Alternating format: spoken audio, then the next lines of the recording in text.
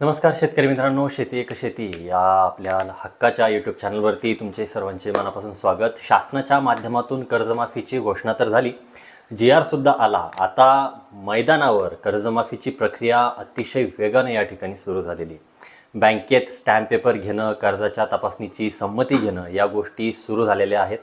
पण यामध्ये सर्वात मोठा आणि महत्त्वाचा प्रश्न उभा राहिलेला आहे, जर मूळ कर्जदार शेतकरी मयत असेल तर त्या कुटुंबाची कर्जमाफी नेमकी कशी होणार किंवा त्या शेतकऱ्याची कर्जमाफी कशी होणार. कारण आता संपूर्ण प्रक्रिया ऑनलाईन आहे, तिथे फेस स्कॅनिंग किंवा बायोमेट्रिक इथेंटिकेशन लागणार आहे. मग अशा वेळी मयत शेतकऱ्याचे आधार प्रमाणीकरण नेमकं कसं करायचं, तर हा व्हिडिओ शेवटपर्यंत नक्की बघा. कारण तुमची एक लहानशी चूकसुद्धा तुम्हाला कर्जमाफीपासून वंचित ठेवू शकते. त्याकरता व्हिडिओला शेवटपर्यंत नक्की बघा. चॅनलवरती नाही म्हणाला असेल तर चॅनलला सबस्क्राईब करा. मित्रांनो, 2017 किंवा 2019ची कर्जमाफी असो, अनेक कुटुंबांमध्ये मुख्य खातेदार मयत होते. आपल्यातील बऱ्याच जणांचा असा गैरसमज असतो की बँकेत खाते सुरू आहे, आम्ही ते वापरतोय म्हणजे कर्ज आपोआप माफ होईल. पण मित्रांनो, या ठिकाणीच आपण गल्लत करतो. डिजिटल युगात असं अजिबात चालत नाही आहे. नवीन नियमानुसार प्रत्येक शेतकऱ्याचा ॲग्रीस्टॅक फार्मर ID आणि आधार इथेंटिकेशन, आधार प्रमाणीकरण करणं बंधनकारक आहे. जर तिथे बायोमेट्रिक किंवा फेस लॉक मागितले तर मयत व्यक्तीची ओळख ऑनलाईन नेमकी पटणार कशी.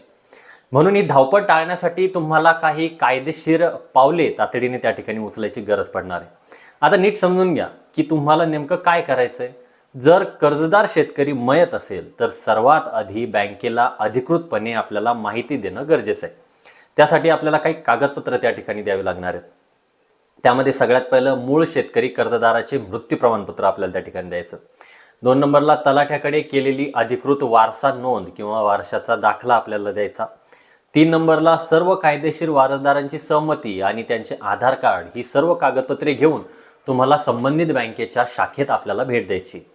जिथे बँक काय करेल तर बँक तुमच्या अर्जाची पडताळणी करून त्या मयत शेतकऱ्याचे कर्ज खाते कायदेशीर वारसांच्या नावावरती ट्रान्सफर करेल किंवा तिथे वारसाची नोंद ऑनलाईन अपडेट करेल.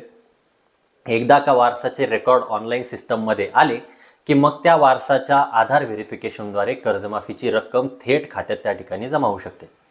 मित्रांनो, ह्या कामात अजिबात आळस किंवा दिरंगाई करू नका. कारण 2019च्या कर्जमाफीमध्ये ज्या शेतकऱ्यांची कुटुंबांची वारसा नोंद करायला उशीर केला होता त्या कर्जाचा किंवा कर्जमाफीचा लाभ मिळायला तब्बल 2 ते अडीच वर्ष त्या ठिकाणी लागले होते.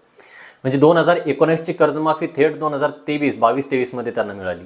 आपली एक छोटीशी दिरंगाई, छोटासा उशीर सर्व कुटुंबाला मोठ्या त्रासात त्या ठिकाणी टाकू शकते. तुमचे कर्ज नियमित चालू असो वा थकीत असो, जर खातेदार मयत असेल तर आजच बँकेशी संपर्क साधा आणि कार्यवाही कंप्लीट करा. तर शेतकरी मित्रांनो, मयत शेतकऱ्यांची कर्जमाफी आणि प्रोत्साहनपर अनुदान कसं मिळणार याबद्दलची अत्यंत महत्त्वपूर्ण अपडेट किंवा महत्त्वपूर्ण माहिती तुम्हाला नेमकी कशी वाटली आम्हाला कमेंट बॉक्समध्ये सांगायला विसरू नका. जर तुमच्या मनात काही शंका किंवा प्रश्न असतील तर आम्हाला खाली कमेंट बॉक्समध्ये विचारा. आम्ही त्याचे उत्तर देण्याचा नक्की प्रयत्न करू. नक्कीच सविस्तर आपण त्याची माहिती देण्याचा प्रयत्न करणार आहोत. माहिती आवडली असल्यास व्हिडिओला लाईक करा, चॅनलला सबस्क्राईब करा आणि आपल्या शेती एक शेती चॅनलला सबस्क्राईब करायला विसरू नका. भेटूया पुन्हा एकदा अशाच नवीन माहितीच्या व्हिडिओमध्ये, माहितीपूर्ण व्हिडिओमध्ये. तोपर्यंत धन्यवाद मित्रांनो.